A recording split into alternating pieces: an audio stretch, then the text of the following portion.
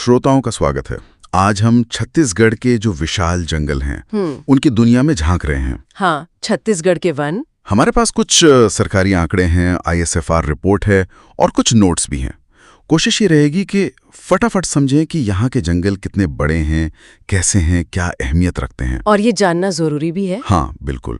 सुना है राज्य का करीब 45% हिस्सा तो जंगली है। जी, ये तो बहुत बड़ा हुआ। जी हाँ, बहुत बड़ा।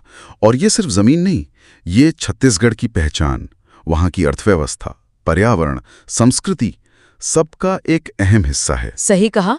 तो चलिए इसी से शुरू करते हैं। कितना बड़ा है ये जंगल का इलाका? राज्य सरकार कहती है 59,820 वर्ग किलोमीटर। हाँ। मतलब 44.25%। हाँ, ये राज्य सरकार का आंकड़ा है। पर वो जो ISFR रिपोर्ट है 2023 वाली, हाँ, उसमें थोड़े अलग नंबर हैं। वन क्षेत्रफल 59,816 वर्ग किलोमीटर और वनावरण 55,812 वर्ग किलोमीटर, यानी 41.28%। ये थोड़ा कंफ्यूजिंग है। हाँ, ये अंतर समझना जरूरी है। देखिए, वन क्षेत्रफल यानी फॉरेस्ट एरिया वो जमीन है जो सरकारी रिकॉर्ड में जंगल के तौर पर दर्ज है। हो सकता है वहां अभी पेड़ कम हो या ना भी हो। अच्छा, मतलब कागज पर जंगल। हाँ, एक तरह से। और वनावरण यानी फॉरेस्ट कवर वो दिखाता है कि असल में कितने इलाके पर पेड़ों का घनत्व है, कम से कम 10% घनापन। ओके, तो ये असलियत के ज्यादा करीब है वनावरण। जी, और इन आंकड़ों के हिसाब से देखें तो छत्तीसगढ़ वन क्षेत्रफल में देश में चौथा है और वनावरण में तीसरा। ये बहुत महत्वपूर्ण है। तीसरा पूरे भारत में? हाँ, तीसरे स्थान पर। और अगर प्रति व्यक्ति जंगल देखें तो वो भी करीब 0.232 हेक्टेयर आता है, जो राष्ट्रीय औसत से काफी ज्यादा है। वाह, ये तो काफी प्रभावशाली है। अच्छा, तो इतना बड़ा इलाका है, इसको मैनेज कैसे करते हैं? मतलब कोई अलग अलग तरह के जंगल हैं क्या इसमें? हमने नोट्स में पढ़ा था आरक्षित, संरक्षित, कुछ ऐसा। हाँ बिल्कुल, ये प्रशासनिक वर्गीकरण है। मतलब एडमिनिस्ट्रेशन कैसे कंट्रोल करता है। सबसे पहले है आरक्षित वन, रिजर्व्ड फॉरेस्ट। जी, ये करीब 43.31% है। सबसे ज्यादा यही है? जी, खासकर दंतेवाड़ा साइड में। इनमें नियम बहुत सख्त होते हैं। मतलब कि संरक्षण पर पूरा जोर, आना जाना या कुछ भी निकालना बहुत सीमित होता है। ठीक है, फिर आते हैं संरक्षित वन, प्रोटेक्टेड फॉरेस्ट। ये करीब 40.18% है, सरगुजा जैसे इलाकों में ज्यादा। इनमें स्थानीय लोगों को कुछ रियायतें होती हैं, जैसे सूखी लकड़ी ले जाना या मवेशी चराना, लेकिन नियमों के तहत ही।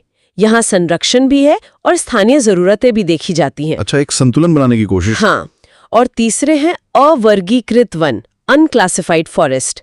ये सबसे कम है, करीब 16.61%। इनमें पाबंदियां और भी कम होती हैं। ये वर्गीकरण जो है वो भारतीय वन अधिनियम 1927 जैसे कानूनों के आधार पर होता है। ये संतुलन वाली बात अहम लगती है। एक तरफ सख्ती, दूसरी तरफ जरूरतें। पर ये तो हुआ सरकारी बंटवारा।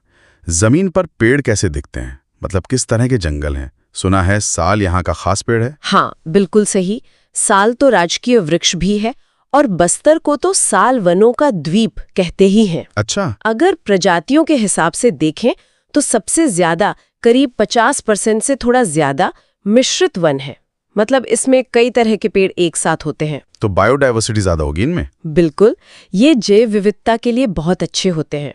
फिर आता है साल का नंबर, करीब 40.53% इलाके पर। साल आर्थिक रूप से भी महत्वपूर्ण है और सांस्कृतिक रूप से भी। और सागौन, वो भी सुना है काफी। हाँ, सागौन के जंगल करीब 9.42% है। ज्यादा नहीं, पर इसकी लकड़ी बहुत कीमती होती है। और जो नारायणपुर की कुर्सेल घाटी है ना, कुर्सेल घाटी, हाँ, वहाँ का सागौन सबसे अच्छा माना जाता है, बेस्ट क्वालिटी। अच्छा, तो मतलब जंगल एक जैसे नहीं है, अलग अलग किस्म के हैं।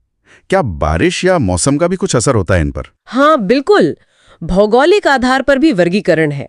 जहाँ ज्यादा बारिश होती है, मतलब 100 से 150 सेंटीमीटर, वहाँ उष्ण कटिबंधीय आर्द्र पर्णपाती वन मिलते हैं। ये करीब 47.89% इलाके में है। इनमें साल, सागौन ज्यादा होते हैं। और जहाँ कम बारिश होती है? जहाँ थोड़ी कम बारिश होती है, 75 से 100 सेंटीमीटर, वहाँ उष्ण कटिबंधीय शुष्क पर्णपाती वन होते हैं। ये ज्यादा है, करीब 51.65%। महानदी बेसिन तरफ ज्यादातर यही मिलते हैं। इनमें मिश्रित वन ज्यादा होते हैं। तो हाँ, जलवायु जंगल का प्रकार तय करती है। ये तो बहुत दिलचस्प है कि कैसे प्रशासन, पेड़ और मौसम सब मिलकर इन जंगलों को रूप देते हैं। अच्छा, अब थोड़ा समय की बात करें। जब से राज्य बना है, वनों को लेकर कुछ खास नीतियां या पहलें हुई हैं क्या? नोट्स में 2001 की वन नीति, 2004 का औषधीय पादप बोर्ड, ऐसी चीजों का जिक्र है। जी हाँ, ये तारीखें बताती हैं कि सोच कैसे बदली है। जैसे 2000 में लघु वनोपज संघ बना तो शुरू में फोकस वन उपज पर था। फिर 2001 में पहली वन नीति आई। 2004 में औषधीय पादप बोर्ड बना क्योंकि छत्तीसगढ़ को हर्बल स्टेट का दर्जा भी मिला। जी। तो पारंपरिक ज्ञान और जड़ी बूटियों पर ध्यान गया। अच्छा, हर्बल स्टेट। जी। फिर 2006 में जैव विविधता बोर्ड बना, मतलब संरक्षण पर जोर बढ़ा। और हाल में 2021 में मुख्यमंत्री वृक्षारोपण प्रोत्साहन योजना शुरू हुई, मतलब अब पेड़ लगाने को भी बढ़ावा दिया जा रहा है। तो एक तरह से विकास हुआ है सोच में। बिल्कुल। और ये सब राष्ट्रीय कानूनों के दायरे में ही होता है, जैसे वाइल्ड लाइफ प्रोटेक्शन एक्ट 1972 है या फॉरेस्ट कंजर्वेशन एक्ट 1980। वो तो आधार है ही। तो अगर हम सार निकालें तो छत्तीसगढ़ के पास बहुत बड़ी वन संपदा है। उसे अलग अलग तरीकों से समझा और बांटा गया है और एक पूरा सिस्टम है उसे संभालने के लिए। हाँ, एक विस्तृत प्रशासनिक ढांचा है। और कोशिश यही है कि पर्यावरण, जैव विविधता और लोगों की जरूरतें सब साथ चलें। बिल्कुल। और यही सबसे बड़ी चुनौती भी